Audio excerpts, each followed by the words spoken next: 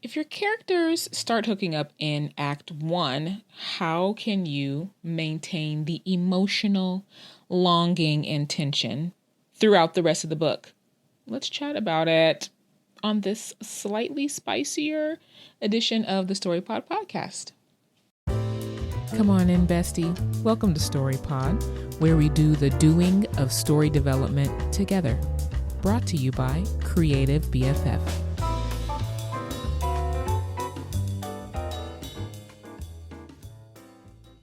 Listen, good evening. We're doing a little after work special. This episode today is a little bit more spicy in content than I usually would feel comfortable discussing. Now, full disclosure, there's not going to be anything, what was the word? Anything, come on, words after work. Nothing explicit. That's the word I was looking for. Nothing explicit, nothing detailed or anything like that. But the discussion for today is going to be about characters having physical intimacy in the book. So, just beware. If this is not your jam, I totally understand, because it's usually not my jam, but I found it to be a little bit of an interesting question. So anyway, with that said, my name is Ashley. I am your creative BFF, okay? This podcast is like a story gym, okay? Basically, this is how we're treating it. We come here, we put in some reps, we build some storytelling muscle, okay? We lift these storytelling weights on stories that aren't necessarily ours, so there's no pressure, okay? But we're still building the muscle so that when we sit down in front of our own stories, we are able to perform, okay? We can throw that car off the baby. You know what I'm saying? So if you have any story questions that I can help you with, or if you would like some story coaching, please feel free to hit me up. You can find all of the links below. Girl, I don't have to say it every time, right? They're all below in the description just for you. All right.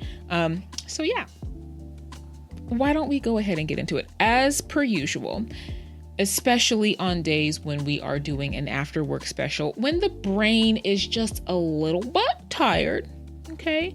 Words maybe don't come as smoothly. It's not popping as much as it normally would be. I do have notes, okay? And I wrote a fair amount of notes to answer this question. So please forgive me, because I will be reading through and perhaps expounding on these notes. So, but before I do that, let's go ahead and read the question. It is from the r/romance writers subreddit. How to maintain the mutual pining tension once my characters are already hooking up. My female main character is cursed. She has to have sex or she'll die. As an introverted virgin with neurospicy social anxiety and a secret embarrassing crush on her hot stepbrother, this is her worst nightmare. And her hot stepbrother, who has been in love with her for years, has offered to help her manage her symptoms while they look for a cure.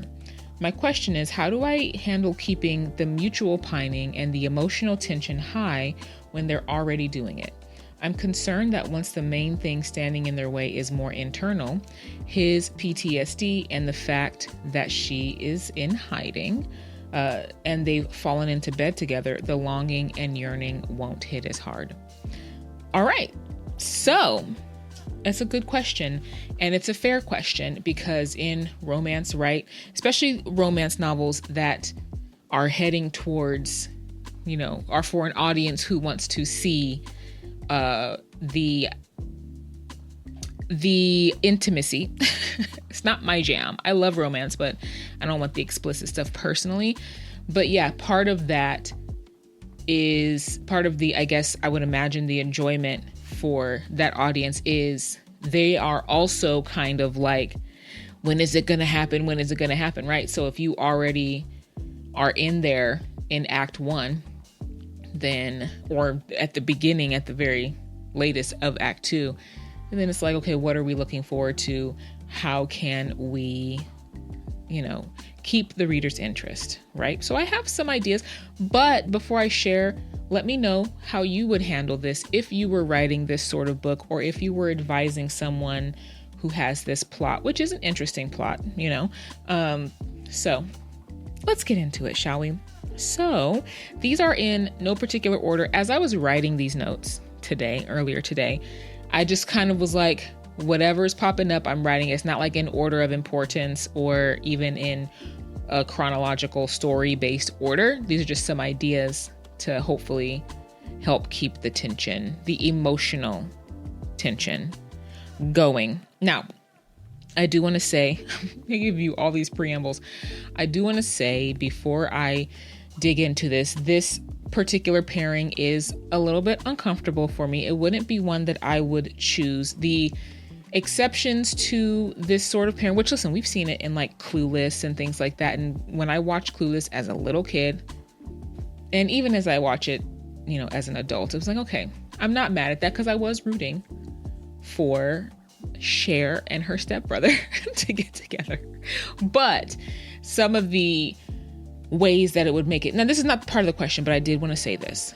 It would be less uncomfortable if, on the one end, if they're still kind of young, like teenagers or whatever, which hopefully they're not, but if they were on the young end, still living at home, if they had already established a friendship prior to their parents meeting and getting married, that kind of takes some of the uncomfortableness of it out, because it's like, all right, they were already friends, and because they were friends, the parents met and stuff. And so it's like, I can be okay with that. And then the second would be if they are adults not living under the same roof, perhaps their parents are divorced, or they might still, I would say probably the divorce. I was going to say maybe they'll still be together, but I think if the parents are divorced, these are adults not living under the same roof. So the same kind of like Clueless movie setup for the two leads, right? Or the romantic leads, even though I don't think that their romance was a major part of them. Anyway, listen, let me not go all off on the deep end. So I just wanted to say that up front. This is kind of like a little bit of an uncomfortable pairing for me, but listen, even if it's not my jam, if it's your jam, listen, live your life. You know what I'm saying? So the first thing that I thought of was to keep their initial intimacy like clinical, serving a purpose, that kind of a thing. I didn't really elaborate on that because I felt like I had better ideas later on. So the quality of their encounters, not really involving romance and things like that. The next thing that I was thinking to kind of keep the emotional tension kind of tense, keep that rubber band a little bit taut, you know what I'm saying, is to give them, and this is kind of annoying. This can be really annoying. I understand. I don't love this as a trope. I don't know if it's a trope. I don't love this as a solution for this, but listen, it's there. And that is to give them misunderstandings or giving them a misread on each other's feelings. And they're interpreting each other's feelings incorrectly, right? And the next that kind of ties into it, this is kind of like flowing out of that. Their characterization, the way you characterize them, can be the playground of these misunderstandings, these incorrect reads on each other's emotions. So for example, and it's already kind of set up, and this might be what they're already doing, what the writer's already doing. But if the male lead, since he's hot, has always just kind of been out here in these streets, he just is out here in these streets. You know what that means, right? He's just, living his life. He gets the girls, if you know what I mean. And the types of girls that he's usually going for are not the female lead's type. She is not that physical or appearance type of girl. So she sees the types of girls that he's always going for over the years, and that puts her firmly in her mind in the he would never be interested in me. I'm not his type or whatever, that kind of area. And then for her, this might not be exactly the characterization that we're going for with the female lead, but if from the outside, because of the issues listed in the question, introversion, neurospicy, whatever how do they say? I don't want to be rude. They said neurospicy social anxiety. Okay. So on the outside, perhaps that can look like a little bit of a cold fish. That's a terrible term. Forgive me for using that, but you get what I'm saying, right? She's not really trying to do relationships at all. How did I phrase this?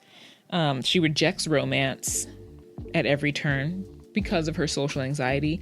And so he feels like she's just not interested in relationships or anything like that. So that could be part of why he's out here in these streets, trying to find somebody who's the opposite of what he actually likes. Okay. To kind of hide that, along with the issues that the writer has already mentioned, him having PTSD, which from what he or she does not specify. But they could be sharing these things over the years of their friendship and, having lived under the same roof for however long, being stepbrother, stepsister, being friends and all that kind of stuff. They can share their experiences with each other, because they see each other maybe as a safe space or whatever for sharing all of that. So she's hearing all of his stories, maybe not super explicit the way he would tell his friends in the locker room. But then she's also maybe talking about her, mishaps, her unfortunate attempts at dating and the guys who would be interested in her and things that she's tried that just haven't worked. And so she just resigns herself to not being in a romantic relationship. And so they have already this setup of like, this person would not be interested in me for whatever their reasons are. And then when the conversation comes up about, the curse and her requiring physical intimacy in order to stay alive, he offers himself as tribute while they are trying to break the curse. And so she sees it not as he's interested in her, but he is helping her. And so it wouldn't be like he's interested in me romantically, and it's easy for him to just sleep with me, probably because he's just slept with a bunch of people anyway. So it's not sex is not special to him in her mind, and it, could be that maybe he hasn't slept with as many girls as he gives the appearance of doing, because he secretly is in love with her. So he just is not like, that could be a nice little twist where he's not able to be physically interested when it comes to the bedroom in other girls, really, because he is into our female lead. Okay. But they don't know that. And from outside appearances, it looks like he's just out here slanging it around. Sorry. Please forgive me. Another option could be that the first time that they are, the first encounter, it's really awkward, and perhaps she's like resigned to dying and this not working, and it being kind of like, oh my gosh, I don't think I'm gonna be able to do this.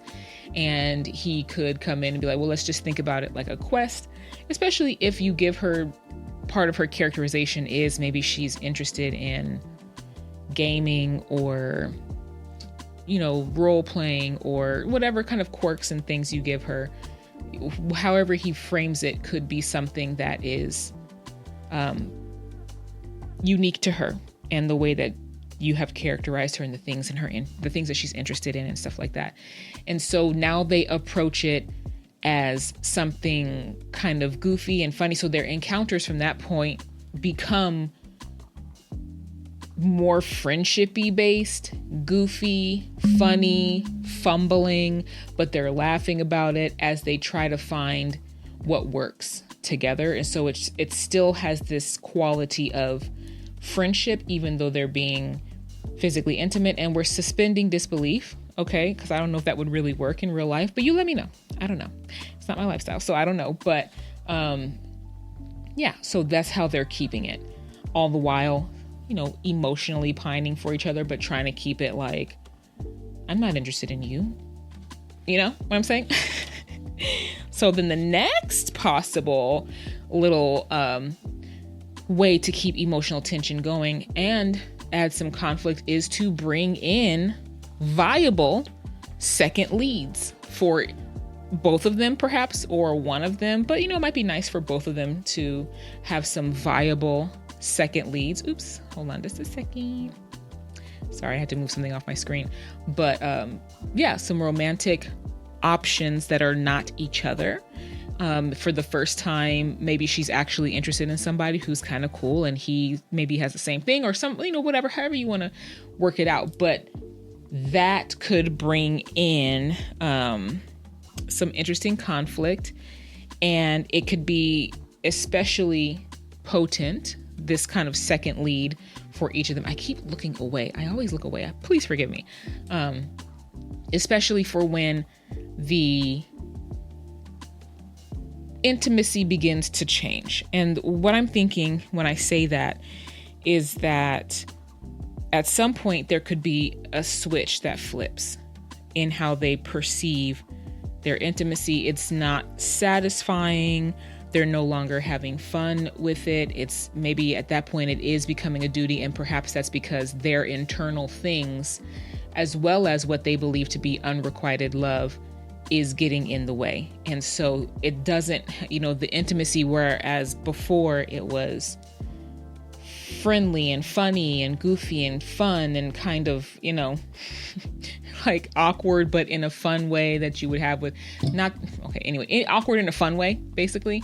Now, as their feelings for each other deepen and as their internal issues start to rise to the surface, there's issues in that, and they're not able to enjoy it. It's not satisfying for them and all that kind of stuff. And then here we already have these second leads kind of in position to pull them away from each other a little bit. Now she has somebody else who can perhaps fulfill that need of the curse, the requirement of the curse for her, and we explore how she feels about that. And how does the male lead feel about that? Somebody from his past who he actually was interested in, maybe before he met her, whatever, or, but somebody who was actually a potential comes back in his life and things like that. So however works best for the story, but bringing in other romantic interests could keep that pining tension as they are pulled away from each other in other directions. So then, you know what I want to say this point about that, this lack of satisfaction and fun as their perception of their intimacy changes. And I want to just mention they could have started off kind of quietly thinking that the charade of this would be enough, but now maybe they each want a real relationship with the other, but their internal issues are in the way. So I just wanted to kind of clarify that point. I kind of said that, I think, generally, but I wanted to specify it because I wrote it on my notes. The next thing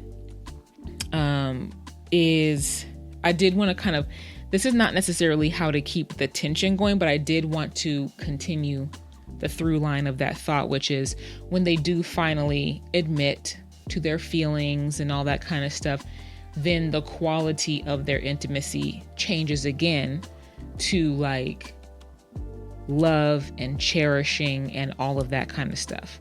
Like, it's like really deep. It's not just like, it's not like either one of them has ever experienced. Well, she has not had other experiences because she's a virgin at the start of the story, but he may have had other experiences. So it's not like anything that they've experienced before, and it's like real. And then another way to keep another potential conflict that can help keep the emotional tension going is what happens when the parents find out that this is going on, whether or not they're divorced. And this becomes a conflict. How do the parents react to this? Are they separated depending on their ages and things like that? But what is the effect of this relationship on the family unit? whether it's intact or it's been, broken by divorce. So that could be a very interesting conflict. And then when the revelation of that happens to their parents, it could also, what they say could also reinforce their incorrect understandings of each other's feelings. So that could be a nice little bit of conflict to help keep that tension going. And then the last kind of thought that I played around with, and I didn't go super deep, but what happens when they break the curse? When he is no longer required for when his services are no longer required. That could be a very interesting bit of tension. You could potentially tie that into the second leads and all this kind of stuff and add confusion about what were we doing? What are the feelings? Where do we stand, to each other, all that kind of stuff. So when they break the curse, I think could be another great